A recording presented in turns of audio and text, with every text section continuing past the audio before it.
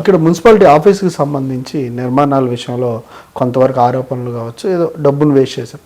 ఆ నిర్మాణాలకు సంబంధించి ఆర్టీఐ దగ్గర నుంచి అప్లికేషన్స్ పెడితే వచ్చినాయా సమాధానాలు ఏంటి? అసలు మున్సిపాలిటీ బిల్డింగ్ కొత్త ఆవరణ సంబంధించి బిల్డింగ్లో నిర్మాణాల్లో ఏమైనా అవతవకలు జరిగినాయి? స్పోర్ట్స్ కాంప్లెక్స్ వీటన్నిటి గురించి మాట్లాడుతుంది మీ పార్టీ. మేము ఇప్పటిదాకా 70 ఆర్టీఐలు ఇచ్చాం సార్ మేము మున్సిపల్ ఆఫీస్కి.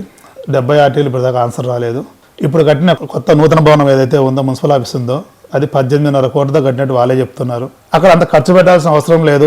6-7 కోట్లతోనే అద్భుతమైన భవనం ఏర్పడుతుంది. అంత మించి అక్కడ క్వాలిటీ కూడా ఏం లేదు. అక్కడ మొత్తం అంతా ఓన్లీ రాయి పాల్గొట్టడం కోసం 8 కోట్లు ఖర్చు పెట్టామని చెప్తున్నారు. దాని రాయల్టీ స్లిప్లు అడిగితే మీరు పాల్గొట్టిన దానికి ఎవిడెన్స్ ఏంటంటే లేదు. అక్కడ ఏమి మనం ఏమడిగినా వాళ్ళ దగ్గర ఆన్సర్ లేదు వాళ్ళు ఏమి. అందుకని మనం అడిగిన ఆర్టీలకు ఆన్సర్ ఇస్తలేరు.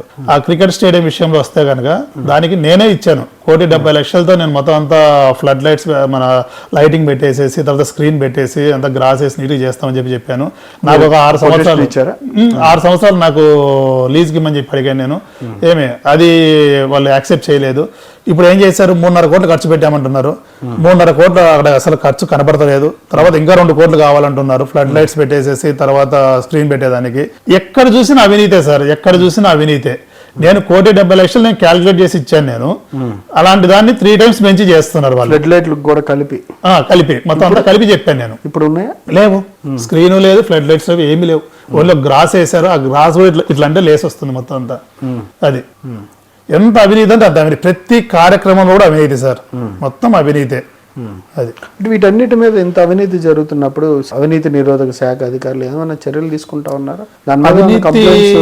పెట్టారా? మేము ఇచ్చాం సార్ ఏసీబీ వాళ్ళకి. మేము ఇచ్చిన దాంతోనే వారు రావడం జరిగింది. ఇప్పుడు విజిలెన్స్ నడుస్తుంది.